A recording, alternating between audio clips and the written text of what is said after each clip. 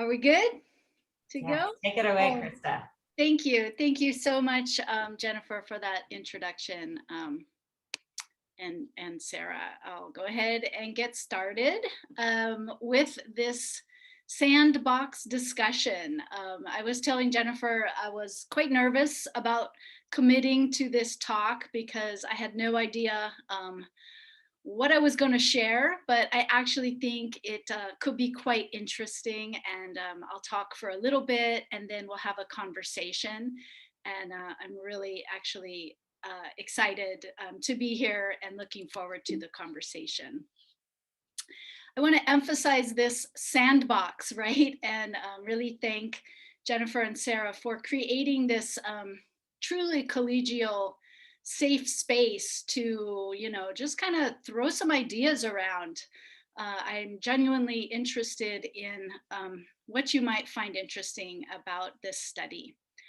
So I want to express that gratitude, and I also want to thank Matt Lynch. He can't stay today, but I know he's here right now, so Matt, you can wave. Matt was a huge supporter of the Teaching Climate Change study when I was working with the Office of Sustainability. Matt is the director, and I was his curriculum faculty counterpart. My position with the Office of Sustainability was abruptly defunded around Christmas Eve. And so I've been kind of scrambling with a full-time teaching load this semester and had to put the study on the back burner.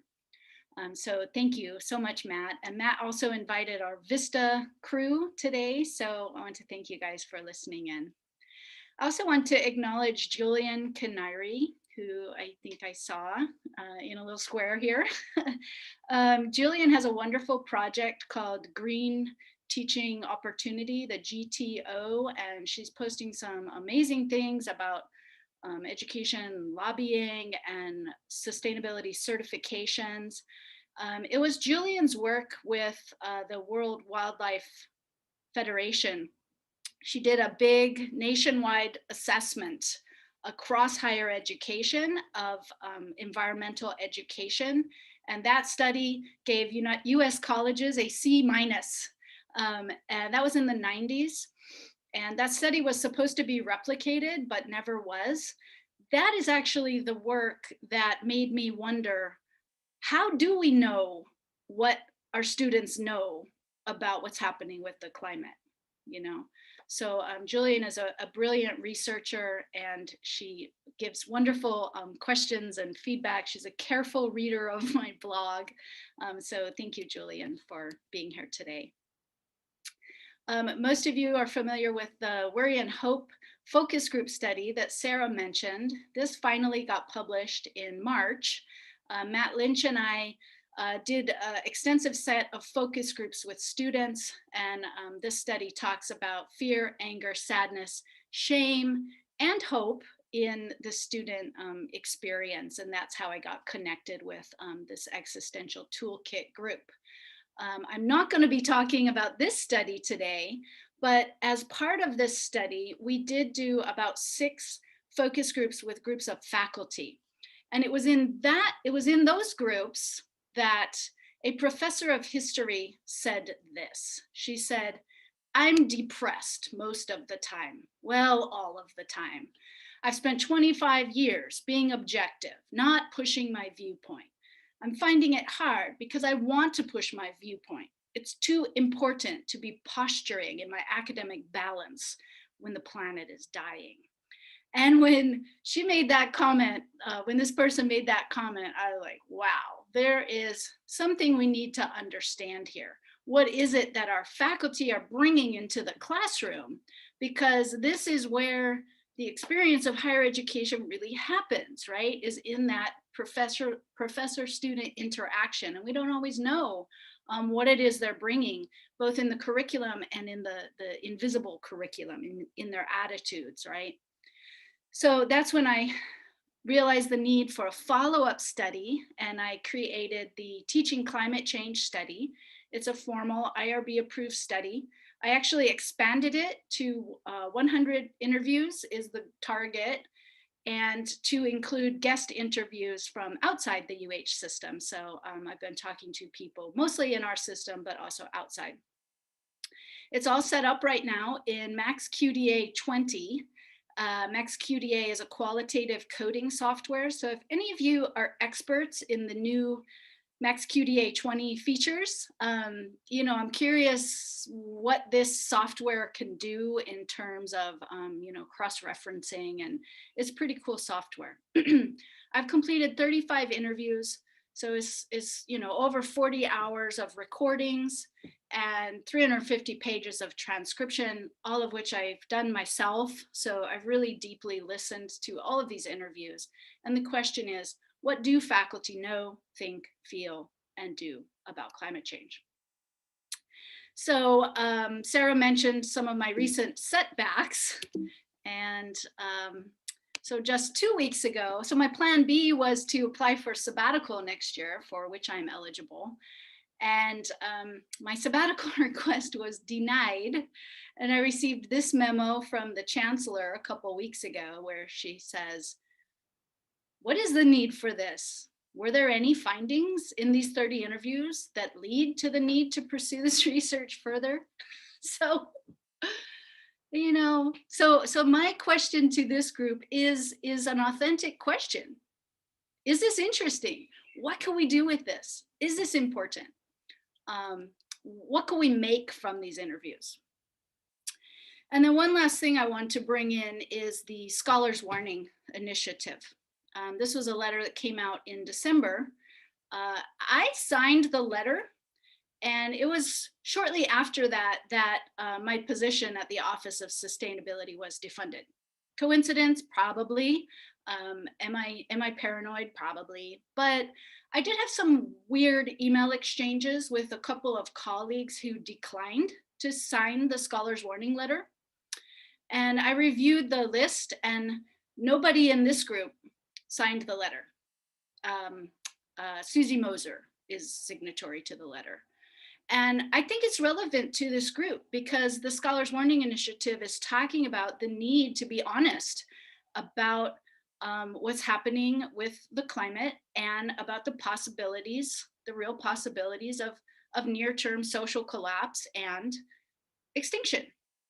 How do we talk about that, right? So after the Scholars Warning thing, then Michael Mann published his book, and there's this doomism, hopeism thing going on. So I'm going to come back to that later, but I think it's something relevant to this group.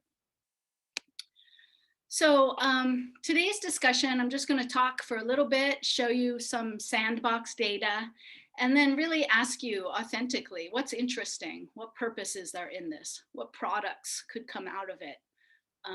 How could this support the type of affective pedagogies that we talk about in this group? Just a couple of random thoughts. You might be expecting me to share with you a pie chart similar to the Worry and Hope study about emotions that faculty are bringing to this work, but that's not what I'll be sharing. In fact, the tenor of these conversations they're very intense and thoughtful and deep, but they're not emotional. So I kind of found that the group setting of the student focus groups led to a really emotional quality, and these one-on-one interviews don't really have that quality. So it's not actually what came up. I had learned in graduate school about transparent field noting as a part of a research methodology. And so I started the blog, which is part of the research. So it's not that I haven't analyzed the data. I have analyzed it as reflective field notes. I've gone very deep into each interview as its own case study, an N of one, if you will, this individual person and their experience in translating the complex information about climate change that we all work with, right? So what I haven't done is connect the 35 interviews that I've done, right? Or it could become an N of 100 faculty across from an international community. And Julian Canary pointed out to me that there are 1.5 million faculty in the United States alone. That includes full-time faculty and adjunct part-timers. what percentage of those faculty are deeply and actively engaging with climate change the way this community is? 1%, 5%, 50%, right? Do we know? How do we know what faculty know and what they're bringing about climate change? So the blog itself has been, I think, a really valuable project. It's increased the confidence and efficacy of the interview subjects themselves, you know, having the complexity of their task mirrored back to them, and you know, the love and appreciation that I feel for what they're going through, to show that to them has been a gift. I've made so many connections across and among the group, and really seek to elevate the work of my faculty colleagues, because these are the experts that we really, really need at this time in this work. So my latest blog post that I just published last week was with Panu. And I will share with you that link at the end of today's talk. It's a wonderful interview with an amazing scholar. And Panu mentioned that he's done some experimenting with very short-term interventions with faculty, you know, workshops and so forth. And he says in this post that, you know, it doesn't take much. Faculty will begin to engage with this climate anxiety, eco grief, will begin to engage with it with just a very small intervention. So I thought that was really interesting, and I'll share that link with you later. I think Panu couldn't be here today. It's some holiday in Finland that involves sparkling wine, I think. So he's doing Finnish things right now. I thought of a whole bunch more questions as I was preparing this presentation. I won't read them all. Lots of who, what, where, why, and how. I think it's really interesting work, so I'm excited to share it with you. Let me tell you about the study. I loved Renee Lertzman's book, Environmental Melancholia. It's a description of her shortitudinal study of environmental grief, solastalgia. And she talks about using a squin, a single question aimed at inducing narrative. I start with faculty, having them talk about themselves as a teacher, their love of teaching, right? How'd you get into this gig? So we don't start out talking about climate change, but about that teacherly identity. And then the questions are designed to rotate among that teacher identity, which is so significant, a personal identity, sometimes being a parent or being community engaged, how they manage their home, and then the disciplinary identity. What has the climate crisis brought to what it means to be a psychologist or an economist or a scientist or an artist, you know, or an English professor in my case? I feel that the climate situation is impacting all of these identities across the curriculum. And I really maintain that this is everybody's job. For too long, we have left education about the environment and about climate change to environmental studies faculty, right? Like Sarah. And they've been shouldering this for 20 years. They've been teaching this stuff, and everybody else says, oh, it's, you know, it's not my discipline. Well, it's now everybody's discipline. So I really focus on this across the curriculum approach. Here's who I've interviewed so far. A pretty nice spread across the disciplines. A pretty nice balance between 2-year faculty, we have 8 community colleges, and 4-year faculty, we have 2 4-year campuses that I've done interviews at. So about half the faculty teach mainly 1st and 2nd year courses, and about half of the interviews are with folks teaching upper division and graduate level courses. And I put that little sandbox icon here to remind you that, you know, this is just a first pass at some coding and some numbers, and you know, I just made some charts so that we could look at what's here. This is not final data. This is just a first look. The interview subjects almost all have PhDs, even if teaching at a community college where they don't technically need a PhD, almost all of them are post-tenure. And one thing that came up that is interesting is that faculty identity is not just determined by the PhD, right? They bring layers. As an example, I interviewed a faculty member who has a PhD in anthropology, so he's in the social sciences department, but his master's is in environmental science, and his bachelor's degree was in biology. You know, so faculty teach through these layers of their training, not just that PhD layer. Rather than organizing them by rank, I organize them by generation. I think it's a quite interesting situation with, we still have about 4 generations. There are still some traditionalists, that generation hanging on somewhere. You know, we have many generations in the faculty right now. I'm in the Gen X, so that's kind of the folks who are in the peak years of their career, if you will. I interviewed some boomers and some millennials.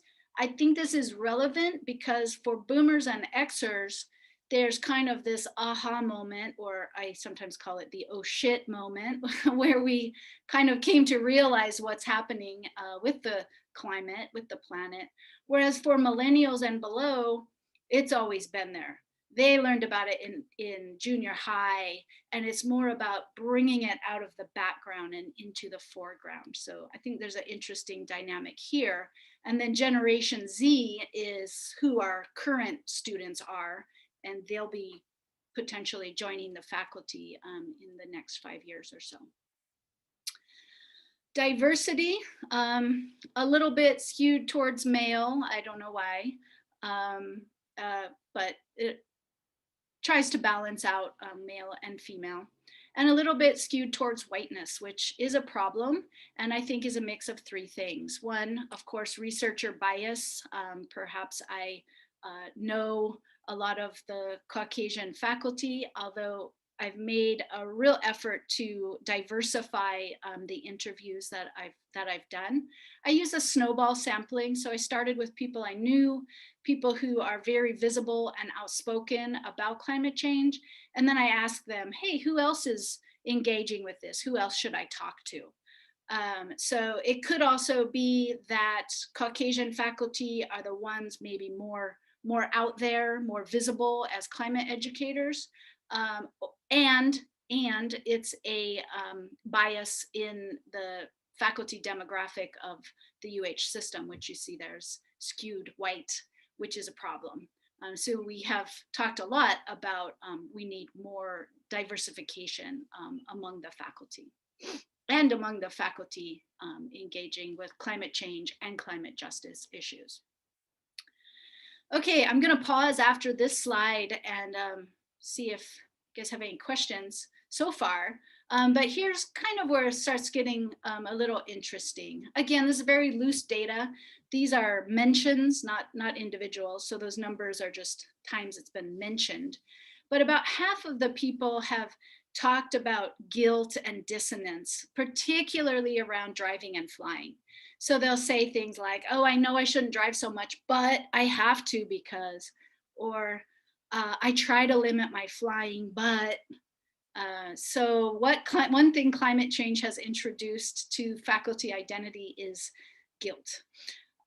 They talk mentions of reducing consumerism. I called this frugality, not buying clothes or not buying microfibers, reusable utensils, that kind of thing. Solar panels on their house, food choices, being vegan, eating less meat, things like that.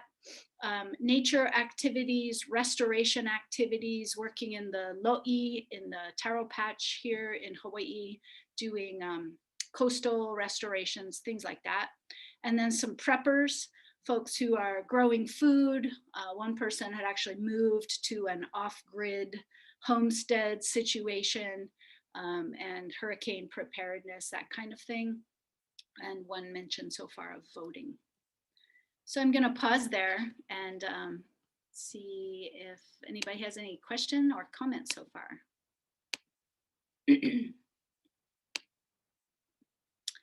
Or if you have a question and want to put it in the chat, maybe Sarah can help, or I'll just keep going. I'm going to refer to a question that's in the chat, if that's okay. And folks, I'm trying to see if there's some way I do. Can you stop the can you stop screen share, and then maybe we can see people a little bit better? Yeah, but can I not? Because then No, I'll that's okay. Okay, never mind then. open Okay, it back up and. no problem. So Dan's saying this new book project from Brian Alexander seems very relevant to your research, and he links it. I understand that he's also relying heavily on interviews with educators as well as administrators and folks in other roles in higher ed. That's not a question, sorry. Awesome. I love Brian. Brian was a speaker at one of our recent virtual retreats. He's an amazing futurist and philosopher. So thank you. I'll check that out for sure. Good to see you, Dan. Other comments? Just jump in. I can't see anybody, so just jump in. I know. These are all individual level actions. No mention of collective action, question mark, Krista. Yeah, that's a great point. Yeah, that's a great point.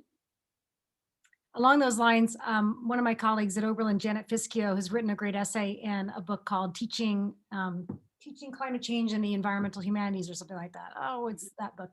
And she describes how on day one, she asks her students what actions they can take to deal with these feelings and of despair and urgency. And they all report individual actions. And she uses that as a sort of launching point to say, isn't it interesting that we don't have an imagination and students don't have an imagination for anything other than that. And that's part of the work we have to do for sure.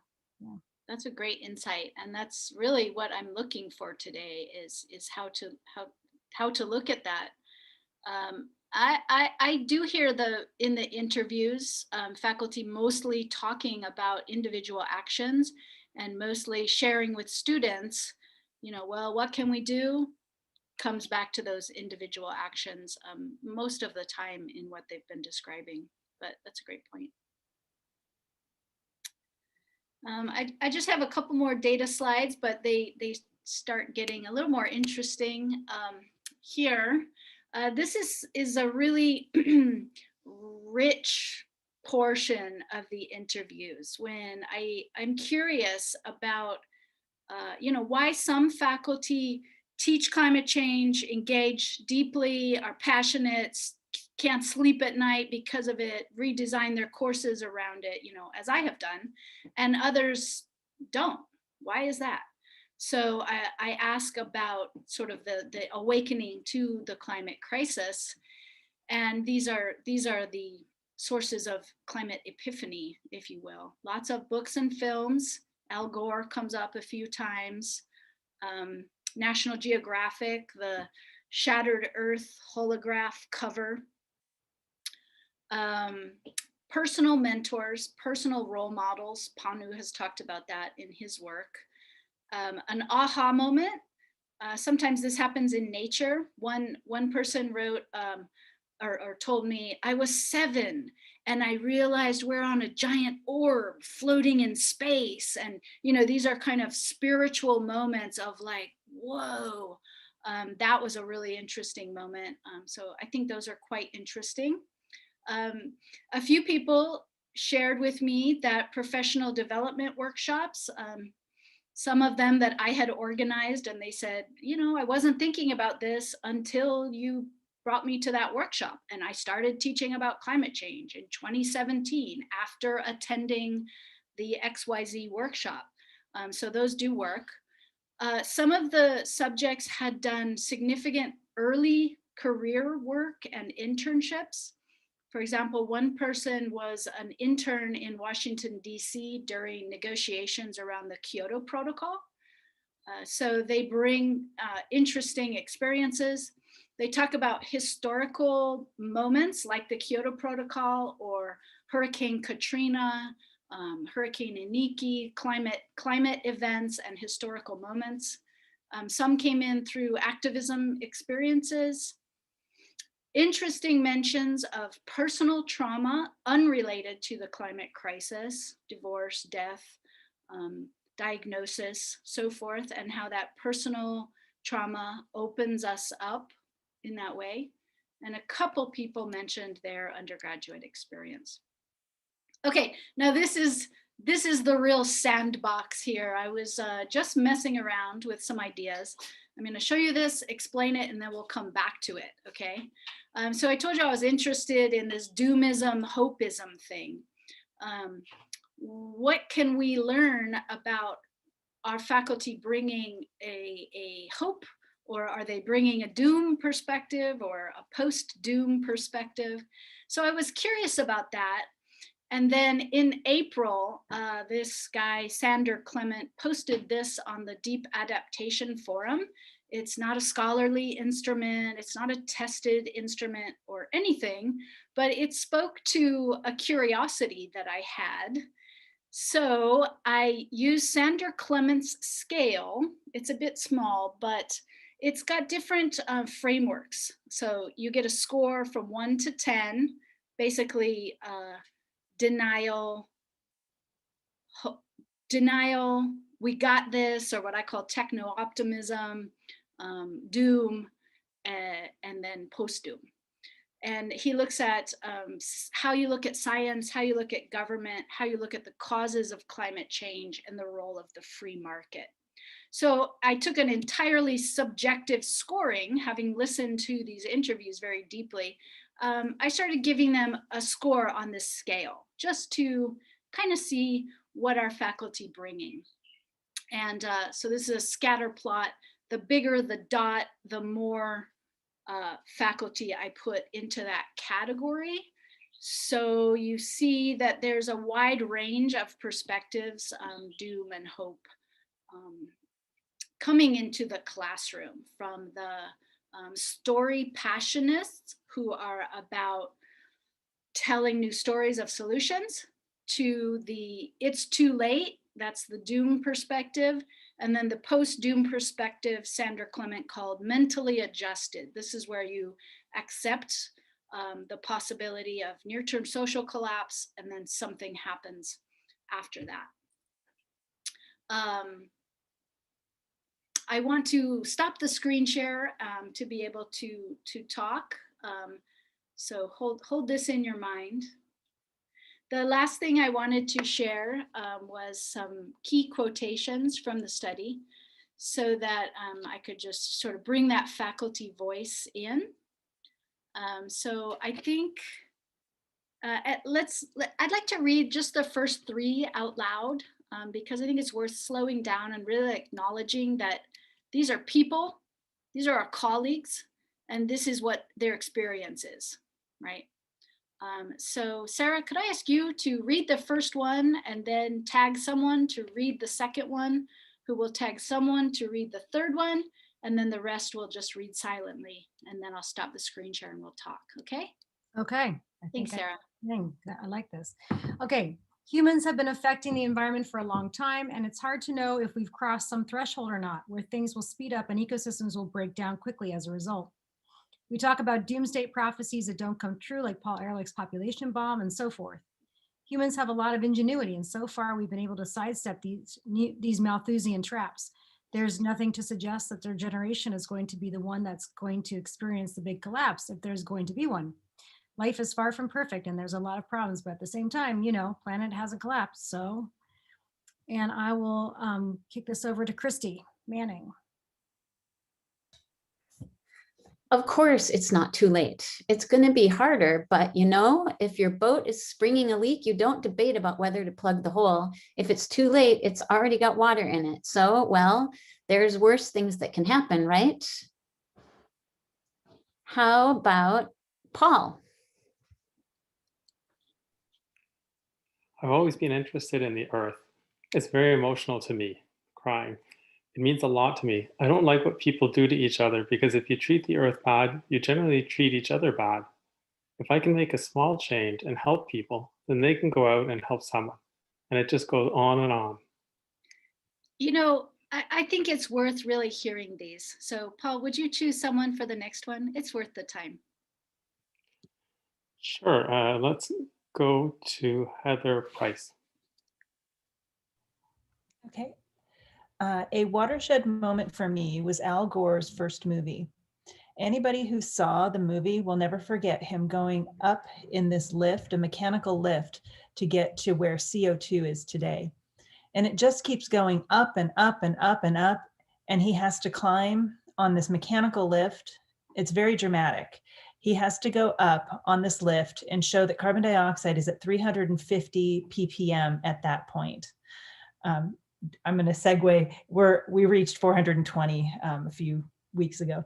Anyhow, back to the quote. I was watching him teach this thing that I teach every day and thinking, how brave is this guy? He's a politician and he's teaching the science that I am extremely familiar with. And how much of a wimp am I for not getting out there like he is? Wimp is not the right word. Why am I hiding? Why am I afraid of this? His courage gave me courage to deeply investigate the reality of the emergency. And I did. It's at this point, I stopped being a passive messenger and became proactive agent of change. It was a turning point in my career. And this is from a professor of geography. And let's see, who next? Mike Gillespie. I was kind of worried about it and thought everybody should know about it, but I didn't necessarily feel like it was my responsibility to teach people about it. And then about 2 years ago, I was like, well, I don't think anybody else is, so well, let me put this in there. Even if it is 20 minutes, everybody should know it's carbon dioxide. It's what fossil fuels are. This is what's happening. These are the issues, at least the basic climate change 101. Let's see. How about Jean?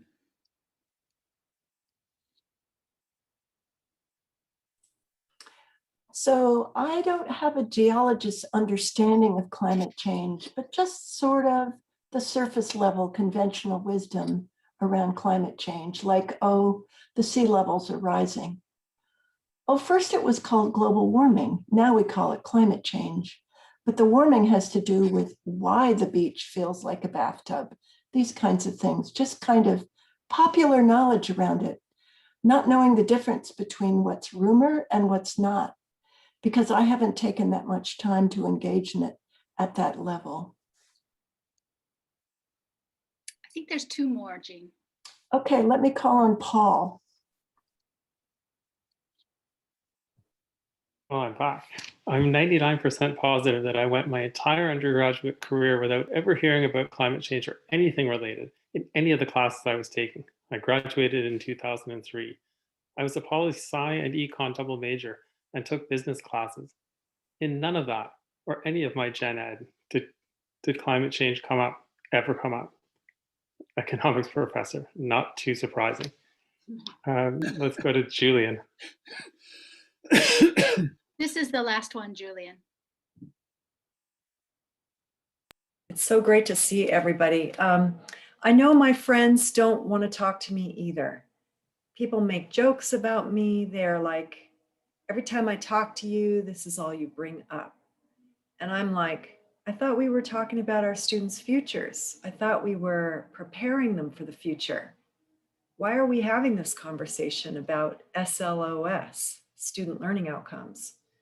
Why aren't we talking about water?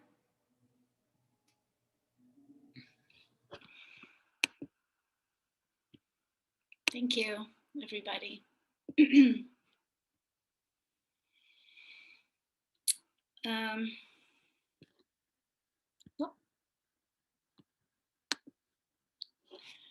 We have 20 minutes left. Sarah, what would you like to do? Breakout rooms or open it up? What do you think? I'm a fan of opening it up, but if people want breakout rooms, maybe do something with your responses, reaction. Thumbs up for breakout rooms. Okay, I think we just open up here. I think we've got one response. I'm going with Paul. How does that sound to everybody? Is that okay? Okay, we got thumbs up, lots of thumbs up, Krista. So I'm feeling the vibe. Open it up. All right. Open it up. All right. We're opening it up. Questions? If you want to put any thoughts in the chat, Sarah can monitor that, and I'll look for your physical hand or your Zoom hand. And I see Heidi and then Michael. Hi, can you hear me? Yep. Okay. I'm Heidi. I'm from Austria, and I have been interested in the topic ever since I can think. I grew up on an organic farm in Austria in the Alps, and so that has always been part of probably what my father taught me. In the course of of my lifetime, I have quite often been confronted with the apocalypse, like fundamental Christians and how they would talk, say, well, we knew this was coming because it's written in the Bible, it's the apocalypse. So this is something I wanted to ask you. How do you talk to people when they come with this kind of argument, and how do you differentiate between current climate science and talk like it's written in the Bible? Why are you surprised? I would like to have a small debate or discussion on this, because I sometimes have a hard time drawing the line between the two. That's a big topic, Heidi.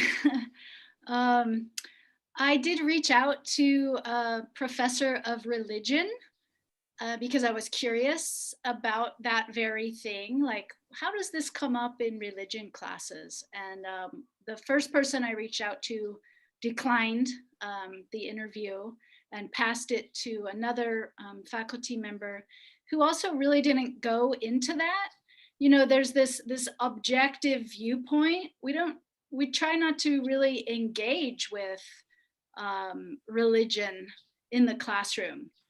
So in the discipline of religion, even, they try not to engage with personal religion in the classroom. It's really complicated. And she talked more about nature religions and sort of eco religion, Taoism and other nature-oriented spiritualities. So that has not come up in this particular data set, and might be something faculty wouldn't share in an interview. I don't know. Yeah, it's a great point. Thank you. Michael. I think someone else has a question. Oh, sorry. Oh yeah, Right? Sarah is making a note about Catherine Hayhoe. And Andrea, do you want to add something about this? That's fascinating. Andrea, you work at a Catholic university. How does this work there? Yeah, I think that was me. Yeah, I work at Universidad Católica here in Santiago, Chile. And after Laudato Si, the Pope's the current Pope's first letter, and it's on environment, and he also visited Chile like a year and a half after the letter, and the university took this great commitment to really do something about sustainability. So now we have an Institute of Sustainability. We are working on a project for every student coming in after, I think, next year. Would have to pass a class on sustainability. And then the other thing is that we are going carbon neutral from here to 2038. So the conversation about sustainability and climate change is really, really strong. And there are tons of things that the whole university is doing right now in terms of sustainability. I personally work in environmental humanities. I'm an English teacher here. And I think we're still like the last ones, like the humanities are sort of like the last ones getting on this track. Like there's still this idea that it's the science and biology sort of like oriented people that will save us. But especially that sustainability class, which has had like 3 years already, 2.5 years of like a pilot, the students need to engage in, I was reading before, in community projects that are realistic. So the whole team engages in in finding municipalities or lower income areas that are climate change threatened, vulnerable. We as a country, we comply like with 9 of the 10 vulnerability scale indicators. And the students need to engage in a project that's their final semester project. And it's interdisciplinary and intergenerational. Yes. Thank you. Thank you, Andrea. And I see a lot of great resources and books on this coming up in the chat. You know, one thing that comes to my mind is that, you know, sometimes student will be in a class and one thing is being said and they might not talk about their family's belief that, you know, this biblical apocalypse is in fact coming. So those things could kind of backfire and reinforce this personal viewpoint. Yeah, it's a fascinating issue, but I don't want us to run out of time. So Michael, what did you want to bring in? And then I see Paul Berger has his hand up after you, Michael. Early on, you mentioned your own shift toward across the curriculum approaches. And we've had a project in the Pacific Northwest that kind of emphasized that for a number of years. But I'd be interested to know, have you run into a general acceptance of that among faculty, or are people moving in that direction? And also, how does that play out against what I read in the newspaper, which seems to be an emphasis on technology and entrepreneurship and getting job ready? Mm-hmm. Yeah, that's a great point. I think this is a really serious thing in our colleges right now, is this job readiness. You know, at our institution, they're cutting programs based on, oh, there's not jobs for that area, but we all know that we're training students for jobs that don't exist. And we need to be looking at what we're going to need students to know. What did I want to say?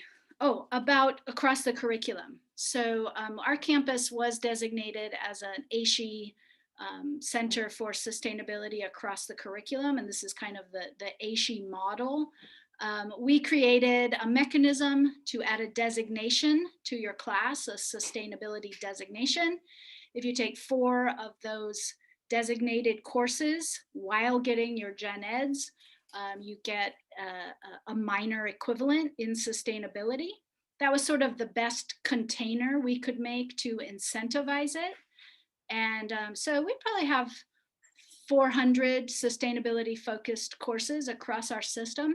I do feel, however, that it's reached a saturation, like the faculty who are going to do it are doing it, and those who aren't. And so what percentage is that? One thing that's coming up in early summer is our president has said it's time to overhaul our general education programs. So this whole idea of a designation, like we could just scrap it if we had really brought our general education up to currency and relevancy.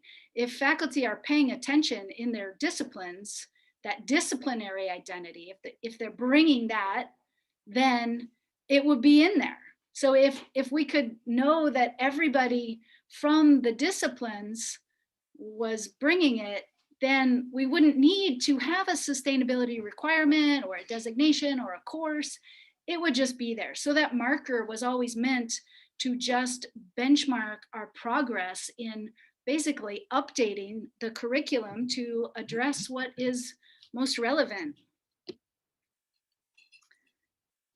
I would like to go to, I think I said Paul, and then I see Claude.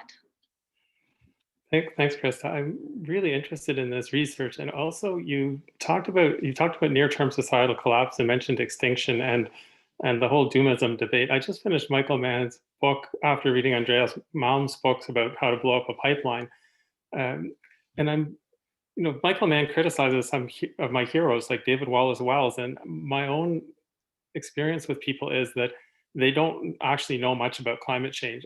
So I'm not that worried about people thinking that we're doomed, because most of them just don't even know that it's that urgent, of my students and the students we see. I wonder if you could just say more about that in terms of how, what you're thinking about that whole argument or debate, or when you say near-term collapse, that sounds like, you'd be somebody Michael Mann would criticize, like, well, why would you say that? What do you think of that whole kind of debate? Yeah, is Sarah Bowie still here? Sarah convenes something called a Council for the Uncertain Future. And basically what Sarah is bringing, that's where I'm at. Sarah, would you like to talk about this conversation at Clark and elsewhere? Sure. There's a lot to say about it, actually, isn't it? We started years ago, actually, raising the question of what's taking place, why is it happening, what are the implications, and then how do we choose to conduct ourselves, and given what we know, how do we live now? And we started that with a national group, and I can say a lot more about that. But we quickly were asked by the faculty at Clark University, where I've been for 40 years, to begin to have those conversations among ourselves.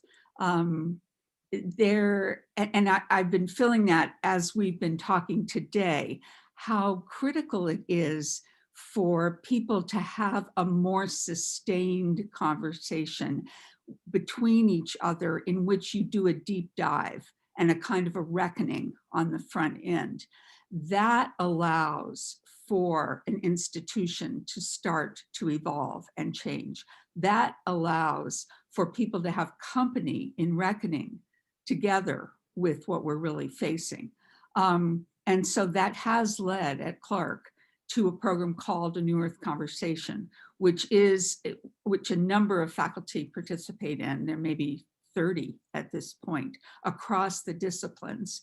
And we begin the student experience with the Council on the Uncertain Human Future, which again, in groups, allows students and faculty together to actually look at the societal context in which we meet, the space of this economy, this politics, this racial and social injustice context, which is actually the underpinning of our situation around the earth, our separation, our objectification, our use of the planet as a resource.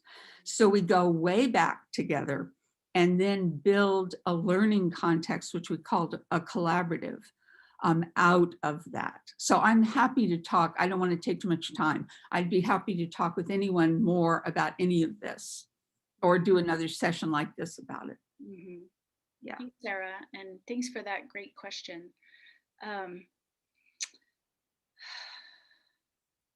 Yeah, I see Jean is in the square next to you, and when I saw Jean as Sarah was talking, Jean, you've been part of this Existential Toolkit group, and you've also, developed the curriculum for the bioregion, and sort of the other perspective is this, like, no, we're actually doing it. We have to be sure students know policies that are changing, laws that are changing. It really is happening. I tend more on the post-doom side of things, the type of deep dialogue Sarah's talking about. But when I talk with Eugene, I feel like, dang, Washington State's doing it. Let's do it. So do you want to add anything to kind of represent that? Like, how do you legitimately teach hopeism that isn't shallow or false? Well, it's a really tough question. And we, like you, Krista, were doing sustainability across the curriculum workshops for years and years, involving literally hundreds of faculty in Washington and kind of nearby states, Idaho, Montana, Oregon, and a little bit from BC. I think we got into long conversations about how environmental calamity is quote unquote dished up to students and how pessimistic they are now. I mean, they get it. Their general knowledge about the climate emergency has grown exponentially in the past few years. And I think the focus just has to be on the sustainability train is out of the station and it's moving down the tracks. And let's look at that. And we can point to a tremendous amount of things that have happened in Washington State around energy policy, around sustainability infrastructure, around the merging of equity work with sustainability work. On this call, on this Zoom right now, are Sonia Remington Doucette from Bellevue College and Heather Price from North Seattle. I'd love for either of you, Heather or Sonia, to jump in and just talk about the climate justice across the curriculum work that you're up to right now. It's super exciting. Can you hold on 1 minute? Sarah, do we need to get off the Zoom at 10? I want to acknowledge our time. I'm happy to stay on for another 10 minutes to hear these last comments, but do we have a Zoom issue? These often do linger for people who want to, so it's very informal. If people, people are adults in charge of their own schedules, and if they need to leave, we will graciously allow them to exit. Yes. And then, of course, will be recorded and posted onto the Existential Toolkit website. So for folks who miss whatever happens after they leave, they can go there to check it out too. So as long as you can stay, Krista, this is a very rich conversation with kind of like all of the most exciting people who are doing these different dimensions of this work. And so I'm on the edge of my seat personally. So thank you. I just wanted to acknowledge that. Jean's friends, please. And then Claude, I still have you on the radar. You'll be next. Yeah, hi, I'm Sonia Doucette, and I'm at Bellevue College near Seattle, Washington. And I can be quick, and Heather, I'll talk, and then if you want to jump in and add stuff. So we're a community college, and Heather's at North Seattle College. I'm at Bellevue College. Both are two-year colleges. And we've had a climate justice across the curriculum program going at our colleges over the last 3 years. And we're hopefully moving into year 4.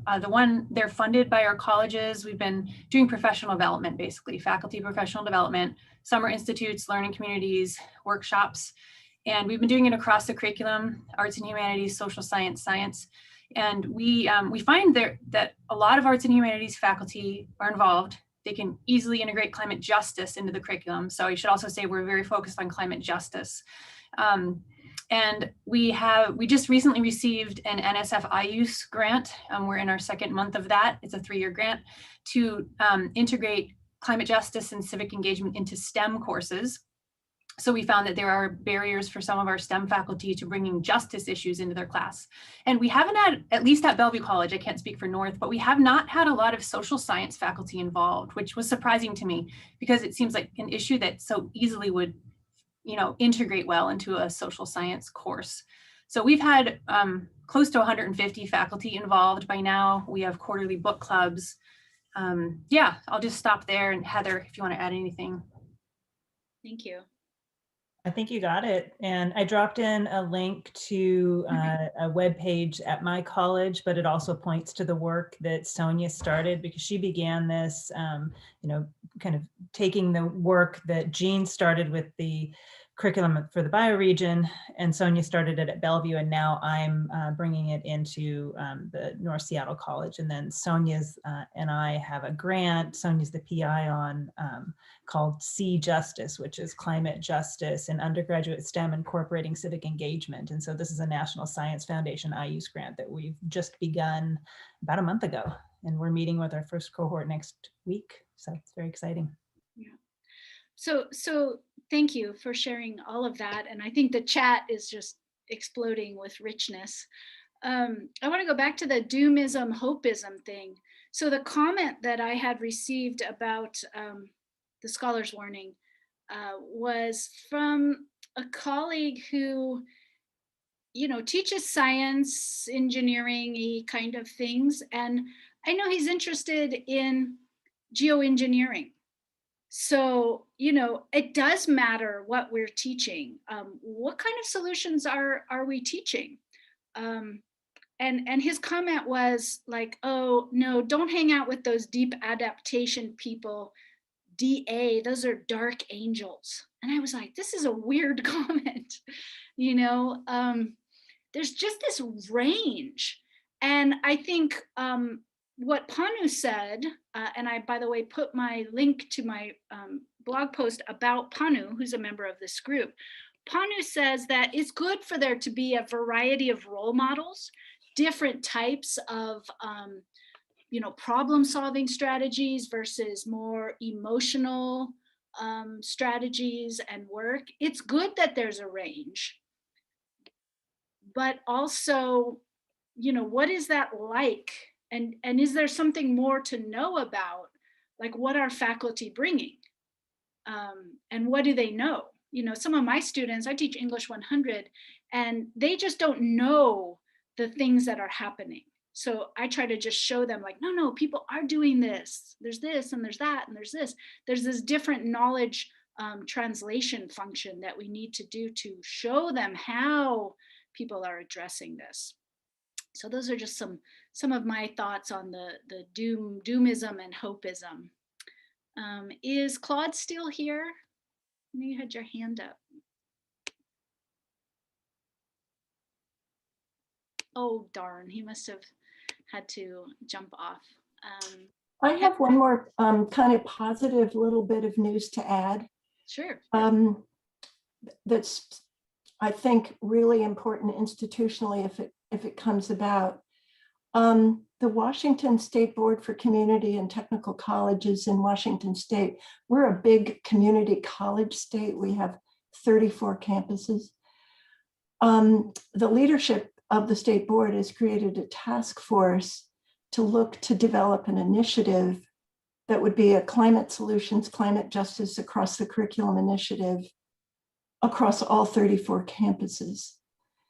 And we've gotten the governor's office interested and involved, and we think we can go to the legislature as early as January for a supplemental budget.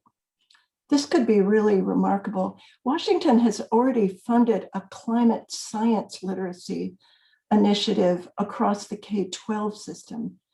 And they've allocated $4 million a year for that for about 3 years now, and will continue in the next biennium. So the possibilities here, I think, are very, very exciting as to how that might play out over time. But to have people at these leadership levels, vice presidents of academic affairs committed to this is, I think, super hopeful. But we need big institutional commitments like this if we're going to move the needle at all. The grassroots work is terrific and great examples, but the collective just has to start moving. Thank you so much, Jean. Yeah, I want to be sure to come. Yeah, just so there are two people with hands up. Is that what you're going to say? Sorry, Krista. Yes, I also want to just before, if you're leaving the call, how can, like, what I wanted to really get today is how could this study highlight the role that faculty play in this, especially scaled to 1.5 million faculty in the United States alone. It doesn't take much.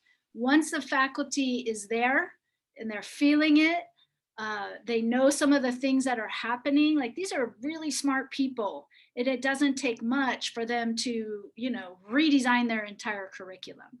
But who and how and what type of workshop, those kinds of things. Like, what I'm curious about is how could the next interviews in this project or a write-up of it amplify and accelerate that, getting more faculty involved in the kinds of things that each of you have been describing.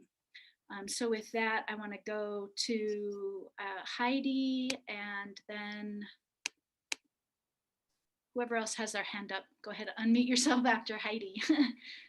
Well, thank you for having me another, well, that I can make another comment. I just want to highlight what Michelle Obama said, that we don't really have a choice but to be optimistic. And I kind of strongly agree with him. You know, I want to die planting the last tree, this kind of, you know, saying. That's what I wanted to say on the hopeism issue.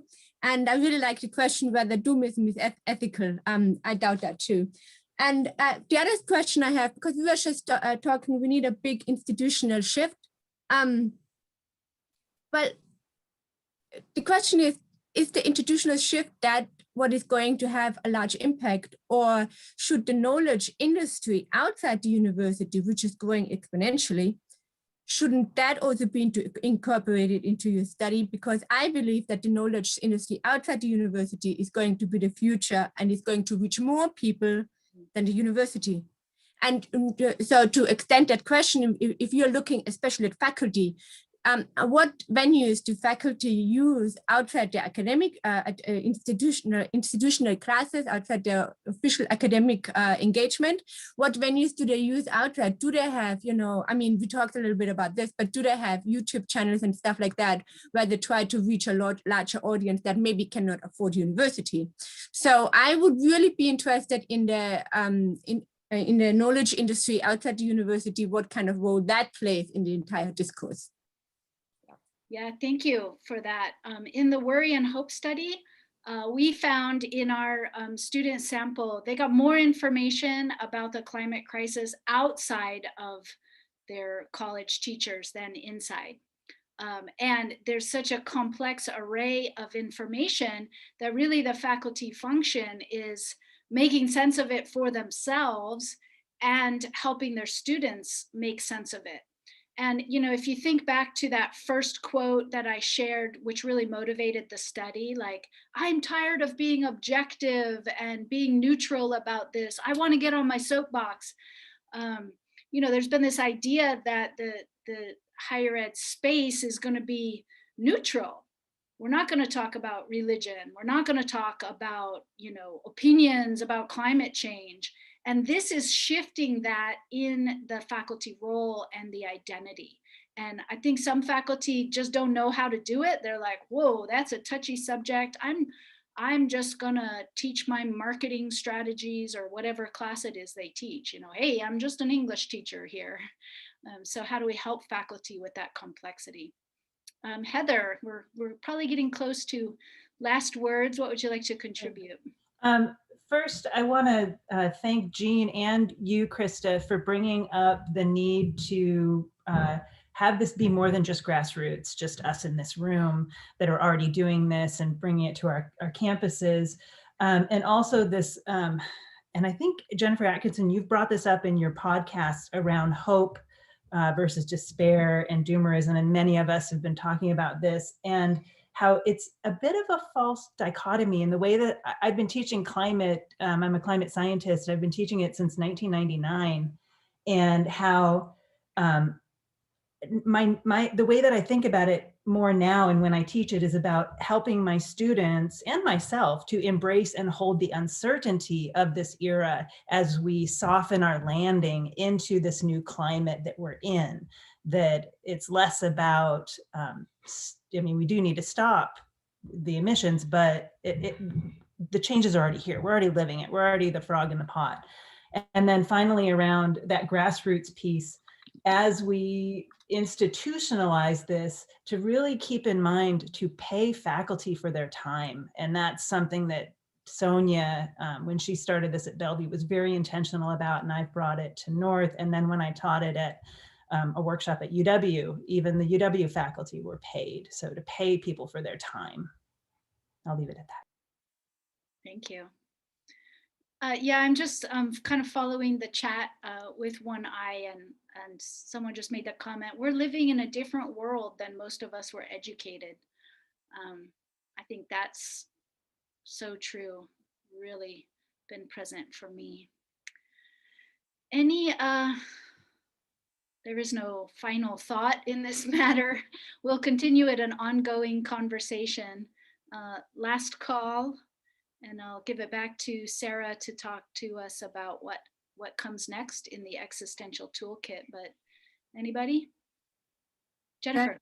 Jennifer, go ahead. I can actually make that announcement. I did drop it in the chat, but we haven't added this yet to the website, but we do have another session coming up on May 28th at 9 a.m. And I'll send an email to all of you soon, but Ellen Kelsey will be returning to us again to unveil the Existential Toolkit website, which will now be live and published, and to sort of take everybody through that, and then to think through as a group where we want to go from here. We're, you know, it's a living site and document, and so we envision more contributions to it, and think about how, you know, we can use that and towards our curriculum and towards some of the purposes that we've been talking about just today. So stay tuned for that. Yeah, and I would like to ask whether there's energy and desire in this group to think about continuing with after May 28th. We don't have any more of these discussions planned. And so this group, if there still continues to be energy, I mean, what's been amazing about this group is that everybody's coming on their own volition. And like Heather said, no one here is getting paid for this kind of professional development in this particular setting, but I think it's organically kind of grown out of just the interests of the people who are showing up. And you know, Jen and I are loath to the effort it takes to run this as facilitators is very low compared to the positive. And if there's interest in continuing on, I've been keeping my own list of people whose names have come up in these conversations about who we might think about next, or perhaps you could send in a private message to me and Jen if you'd like to continue this, and if so, who you'd like to hear from, and what kind of people should be invited to this space. We're not